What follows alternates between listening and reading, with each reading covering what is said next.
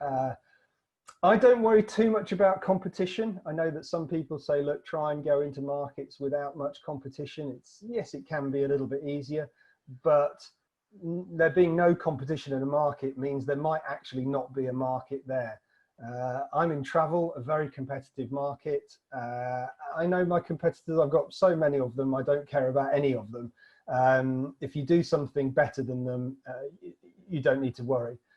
As the old saying goes, if you obsess about your customers, you don't need to obsess about your competitors.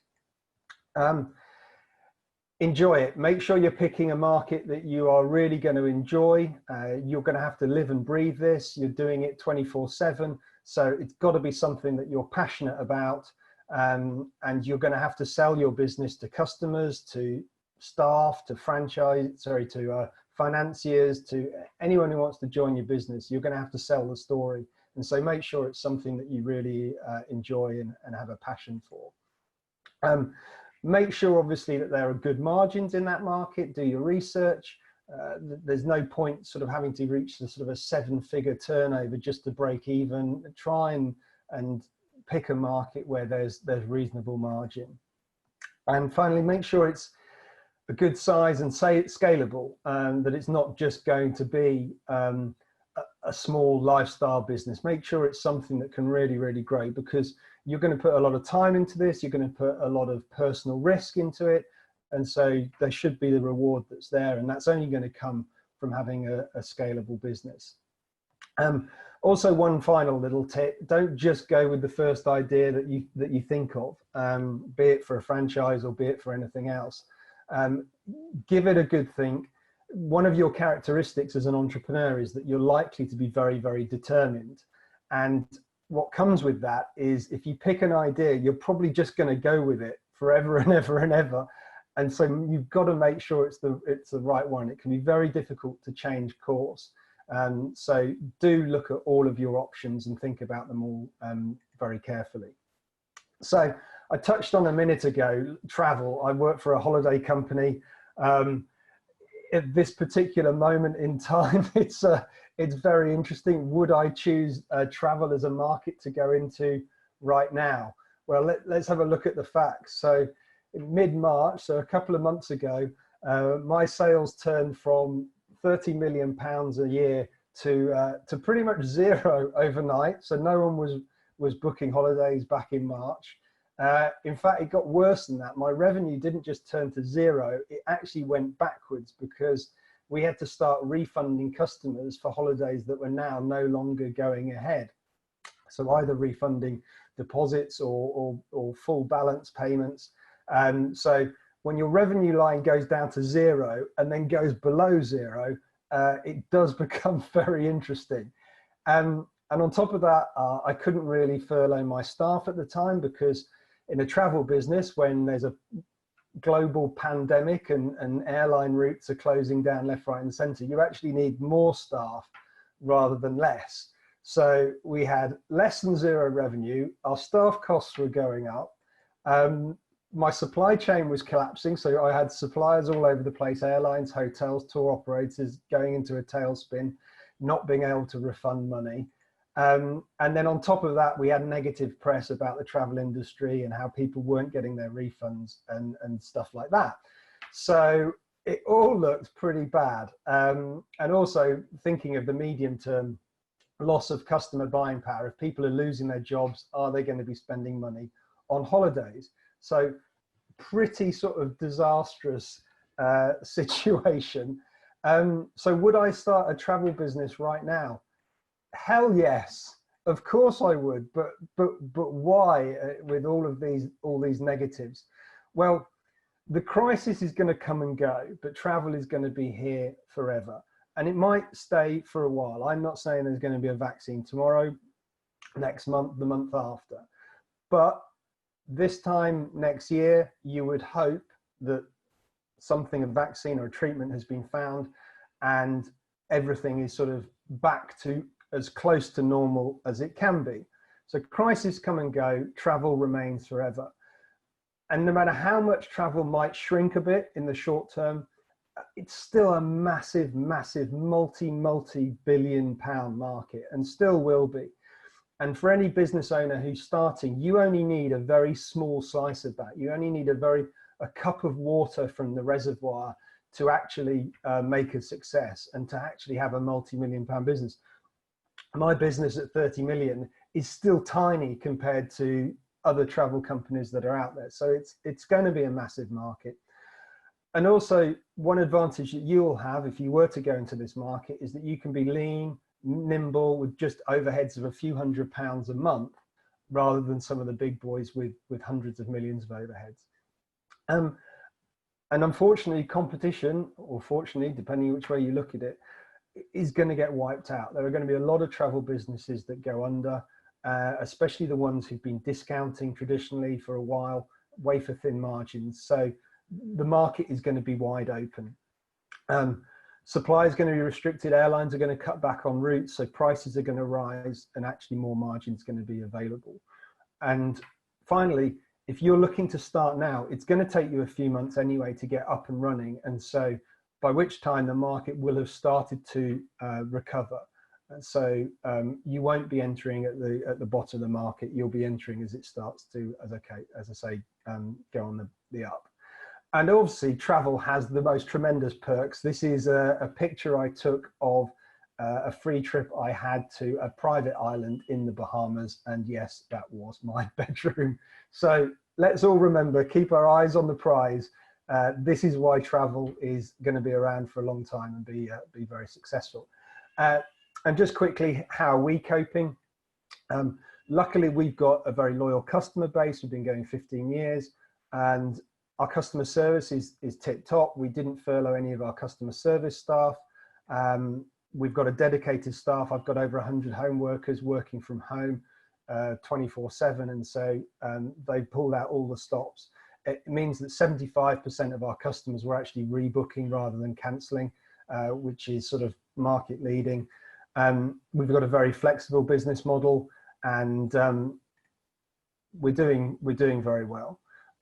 We're also still marketing, and we've got a lot of new business that's starting to come in. When you're getting punched, you've got to give some back. You can't just stand in the corner with your dukes up, just trying to sort of weather it out. You've got to sort of throw a few haymakers back. So we're still marketing at the moment. And I'm pleased to say that just last week, we've had our first week of sales that were actually the same as they were pre-corona. So other people are sort of 90% down. We're actually getting back to where we were. So that's sort of travel. For you, whether you choose travel or whether you choose any other business, some tips on sort of how to start and grow effectively. At the start, plan first. Before you actually start your business, really put your plans into shape.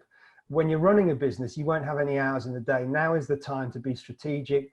Do your business plan for your cash flow forecasts, maybe even keep your current job just to get things going. But plan is where you now think blue sky, because as soon as you start the business, you're on that conveyor belt at 100 miles an hour. So plan it out first.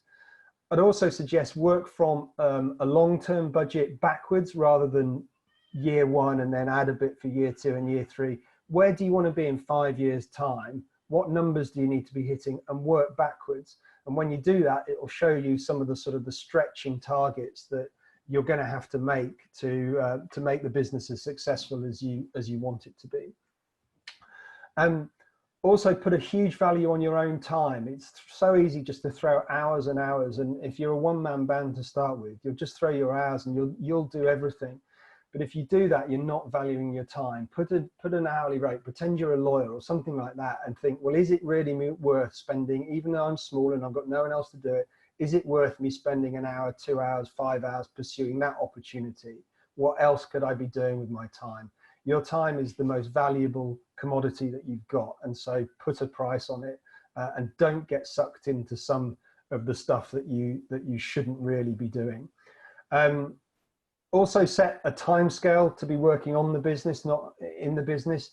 So yes, to begin with, you have to do everything, but start to hand stuff over. And I know it can be tough juggling, taking on staff and cost versus doing it yourself for free. But remember, it's not free. There is an hourly rate that's attached to your time. I loved it when I started my business. I could do everything, not very well, but I could do everything, like the accounts and all of the selling and some of the website stuff. But you've got to hand it over. You don't get sucked in for long. It's good to know how to do it, because then when you're recruiting people, you can ask the right questions and you can spot the good people from the not so good. But hand over that responsibility as soon as you can. Also take expert advice, and expert advice isn't just talking to suppliers who it's in their interest to sell you something. Go out, maybe get an independent sort of non-exec director. They don't cost a lot because they've earned their money, especially if they're retired, semi-retired, but they still want to be involved in business and want to help. So getting some third-party help is certainly worthwhile. When you're thinking of a brand name or thinking of a business, take your time over it. Make sure that the domains are available. Make sure it's quite catchy. Again, take your time. Don't just go with the first thing, because you're going to be stuck with that business name for the rest of your life. If you're thinking of getting investors and giving away equity, don't give away too much equity too early, as you never know when you might need it. So always be stingy, always think of yourself as more valuable than you probably are, and you never know, people will hopefully buy into your story. When you're up and running, get cash positive as soon as you can, whatever it takes, even if it means keeping a side job or anything else, because the more cash you've got coming into the business, the more you can invest and the more you can grow, and it becomes exponential. Whereas on the other hand, if it's still draining cash, you have to go more and more defensive, whereas you should be going offensive and you should be looking to grow. Don't scrimp on customer service, especially in the online age. We've seen the value of that when this crisis has hit. As I mentioned, we've got a loyal customer base who are there, who trust us, who will rebook rather than refund. So don't scrimp on customer service. And in the online age, people are there promoting or demoting your business depending on the customer service you deliver. There's no hiding place now, but you should embrace that. You should try and get advocates for your business, your customers, and they will go out and spread the good word for you without a marketing cost attached. If you're going to build a sort of a company that's based on tech and technology, I'd always recommend doing it in-house. I've done it both. I've done it in-house and I've outsourced it. In-house is by far the best way. You've got much more control. You're not working to someone else's agenda or timescale. So if you can, do it in-house. They don't need to be huge, super experienced. You can get some bright kid who comes out of university who's been doing it since 12 years old, who've got as much experience as a 35-year-old on 3 times the salary. So I'd always try and recommend keeping it in-house. Higher attitude over experience. Always, experience can be taught. Attitude is much more difficult to be taught. As you're starting out, you only need to hire a few people, and so you can be really, really choosy. It's not like you suddenly have to populate a call center with 50 people and you take on anyone. Be really, really choosy. With the marketing, go for the low-hanging fruit first, so friends, family, and online marketing. When you're up and running, so that's it, you're started, you're up and running and going. What are the different areas that you could try to get your business to become successful and to grow? Traditional marketing for a start, so national and local marketing, newspapers, magazines, billboards. I wouldn't necessarily go for these straight off the bat. I've just run a £100,000 billboard campaign where I actually got it for free because the media company were literally giving away the space because of COVID. And I don't think, and it was on billboards up and down the country, the electronic billboards. Don't think I got a single visitor to my website. Okay, not many people are out and about at the moment, but the newspapers, the prints, the magazine, you have to be relentless with that. You have to keep doing it because I think it's on average between 7 and 8 times a customer has to see your advert to even register it, let alone go online and remember your URL. So print advertising, I'd put as sort of second, third down the list. Radio, I wouldn't necessarily pay for it, but maybe on the PR side, again, you need that repetition. And the big companies can do it because they've got the budgets. But to start with, you're not going to have the budget to be able to keep throwing money after it speculatively. PR, though, is good. So many business people, you look at the Bransons and whoever else, they've built their business on the back of PR, which is free, apart from the time that you put in. But it's worth doing. Think about those crazy ideas, engage with your local journalists. They are always looking for content. So it's certainly something you can do, and you can do yourself. You don't need to hire an expensive PR agency. If you do need help, go for a freelancer, someone like that who can point you in the right direction. TV, no, again, super expensive, loads of repetition. Friends and family, absolutely. Ask your friends, ask your family to experience your service, buy from you, recommend to friends. I'm sure you'll provide a good service to them, so they'll be able to do that honestly. Networking, depending on the business that you're in, networking absolutely can be something that's worthwhile doing. Again, it's free apart from your time. Just be careful how you do it. Don't sort of sell your soul too much and come across as too pushy or too desperate. But it's certainly something to look at. Referrals will become the lifeblood of your business if you're doing it right. Around 15% of my business comes from referrals, and over half comes from repeats on top of that. So sort of 2/3 of my business comes from repeats and referrals. So again, provide that great service. Don't be afraid to ask customers to refer their friends to you. Do it in a nice way, not a non-pushy way. But it's a great way of getting more customers free of charge. And as I've just touched on, also repeat business. Really ask for that repeat business, have your newsletters going. Again, do it in a gentle way. Don't ram it down people's throats. But if you provide a good service and you just gently remind them that you're there, then they should follow. In terms of new media marketing, lots of different ways. Search engines, both SEO and PPC. SEO, search engine optimization, it's a very, very dark art, something that I first did 20 years ago. Unfortunately, there are a lot of snake oil salesmen out there, so don't trust everyone who comes to you. Read up yourself about it, learn about it, go online blogs, and really learn for yourself, because a lot of other people out there will tell you all sorts of stuff. PPC, yeah, again, learn yourself. It's a vital tool online at the moment. Go online, read videos, watch videos, read blogs, teach it yourself, because it is absolutely worthwhile and it's very traceable. You can see click through to inquiry, through to sale. Online PR, similar to the other PR that I said, worth doing. Come up with a story. Beauty of online PR is it will go viral, and again, that's free of charge. Banner advertising, not so much these days. People don't really click on them or pay that much attention to them. Retargeted banner advertising is better though. That's when, you know, when you see these banner ads that follow you around, you visited a website and then you see their advert 2-3 times. That's worth doing, especially as it only costs on a per click basis. Affiliate marketing, this is where you offer other people a slice of your revenue for promoting your business and doing sales. Worth doing, because you only pay that revenue to that customer, to that referrer, once the sale is made. So it's a fixed cost of sale. Email marketing, yeah, worth doing in the right way. Don't spam people, don't buy lists or anything like that, but keep it for your customers, keep your newsletters going out, keep them fresh. Social media, instant messaging, yeah, absolutely. Your Facebooks, your Twitter, free of charge, great way to keep yourself in front of your customers, engaged. Do fun stuff. You can make it a little bit more light-hearted than your website. It's a more casual environment, but absolutely it's worth doing.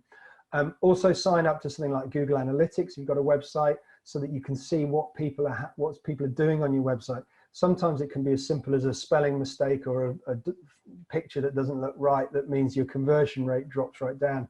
One change and you can have a 10-20% uplift on your conversion.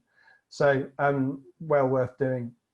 From a sales point of view, and you're looking to get sales staff, do those sales books work? Yes and no. Pick up some of the tips, but be natural. Recruit people who are natural, honest people, not your snake oil salesmen.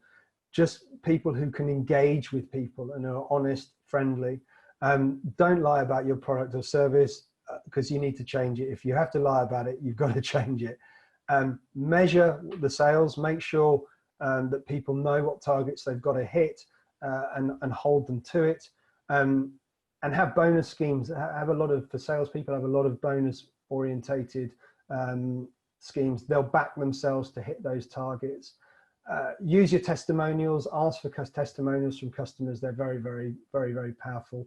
And listen to your customers, listen to what they like, what they don't like, and adapt your business to what they say. Don't think that you know it all. And then finally, because I'm probably up to 3 minutes off, so we're okay. Just a very quick plug for us. So I own Holidays Please. That's my own holiday company, but we've also got the Holiday Franchise Company, which allows anyone who wants to set up their own travel business the opportunity to do that. It is a large market. Competition is going to reduce. It's great fun to be in. Travel people are the best people, and that is a fact. It's a low overhead business model, few £100s a month. You can do it from anywhere. Easy to market. Customers love hearing about travel. High repeat purchase rate and high word of mouth, especially on social media. People sharing photos, what a great story, what a great holiday they had, and who they used.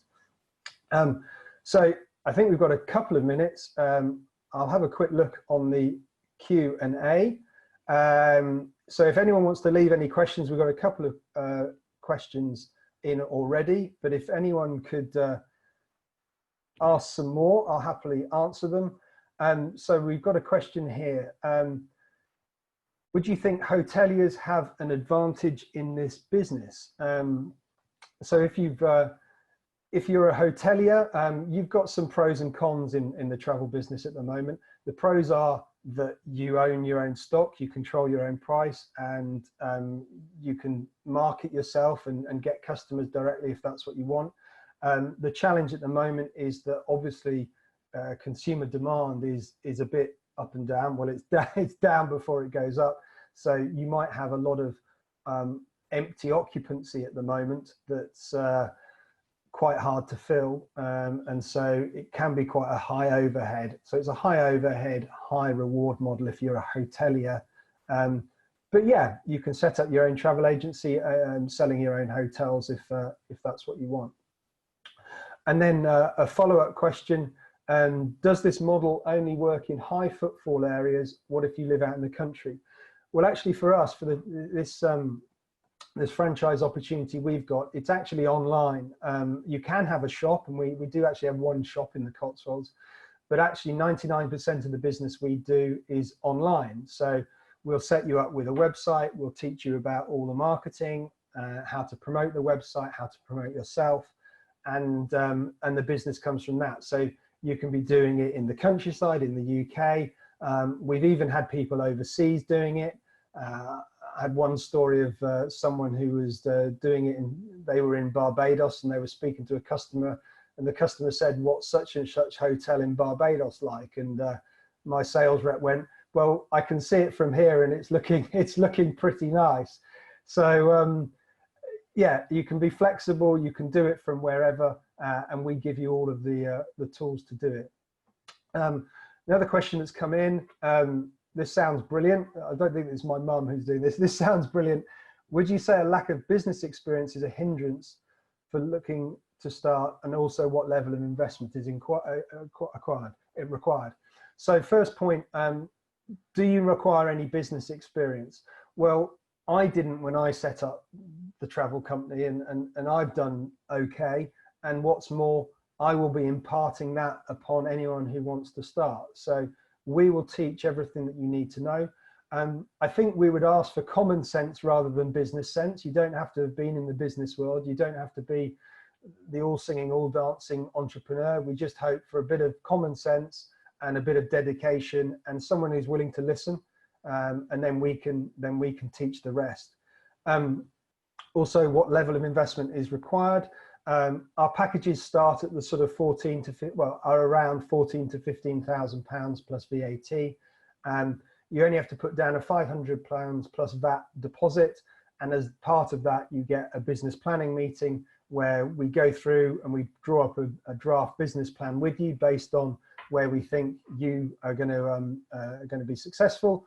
And then at the end of that, you can take it or leave it. So you don't have to commit to the full £15,000. You can just pay the 500 plus VAT and then decide what you want to do and take that business plan elsewhere or whatever. So that's that question.